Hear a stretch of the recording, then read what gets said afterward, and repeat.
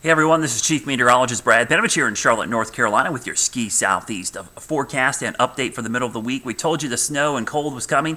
Yeah, it could have been more snow, but we'd like to see the snow in general, 1 to 2 inches in parts of North Carolina, but really up in West Virginia, up into western Maryland, we saw significant snow, 3, 4, 5 inches of snow, good burst of snow, a lot of wind as well, and really cold temperatures. So let's start with the good news. Here's the current snow cover across the United States. We've got a nice deep snowpack developing across the Midwest, the Great Lakes, and eastern Ontario. That's key because that's going to help keep the cold air cold as it comes south, and we're starting to see that snowpack for the first time in a while develop in parts of the southeast. It's still pretty skimpy, but hey, we'll take it right now. We had a fast-moving clipper system come through on Tuesday night. That has moved off to the east. We had a little bit of northwest flow snow continuing up in West Virginia through early Wednesday, but that's going to taper off. Another little surge of moisture tries to arrive on Thursday, especially from Snowshoe north up towards Wisp, so we might get an additional couple of inches with that northwest flow. And then we get into a kind of a dry and mild pattern for Thursday, into Friday before this next storm system approaches from the south. It looks like this is going to at least start as rain,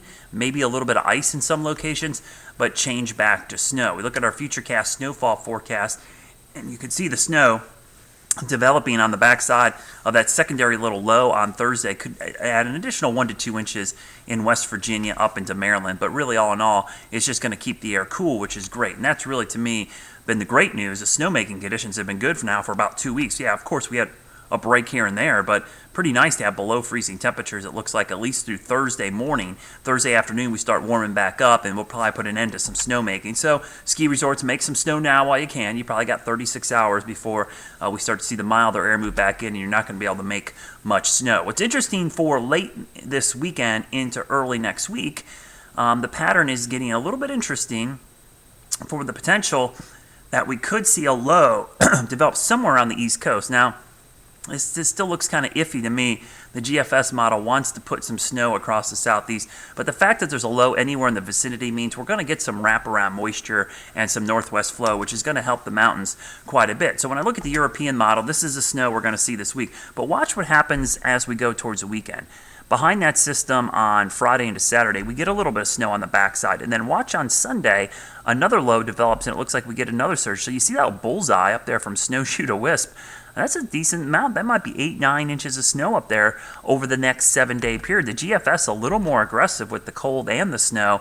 It brings that little clipper system on Thursday with a little bit of snow. But watch what happens this weekend. We get some decent snow up and down the entire chain. In fact, the North Carolina mountains get a decent amount of snow on Sunday into Monday. That looks to me in the 4 to 5 inch range, maybe even outside chance for 6. So some promising signs at least going into Sunday and Monday. So I wouldn't hold my breath on that system quite yet. I think the evolution is still up there, but the fact that there's been a consistent low showing up in the models in the southeast does tell me that we're going to see at least some backside or northwest flow snow, and the possibility if the low tracks close enough to the coast, we might get some legitimate snow on the northwest side of the low. So some promising signs going into the big ski weekend coming up, Martin Luther King weekend. So if we get snow on Sunday into Monday when everyone's at these resorts for a 3-day weekend, could be the best of both worlds. So good news, cold air, more snow on the way. There will be a little warm up at the end of the week and maybe a little rain.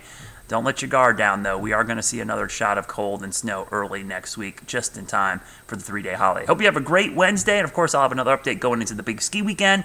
And make sure you stay tuned for more updates at skisoutheast.com. As always, think snow.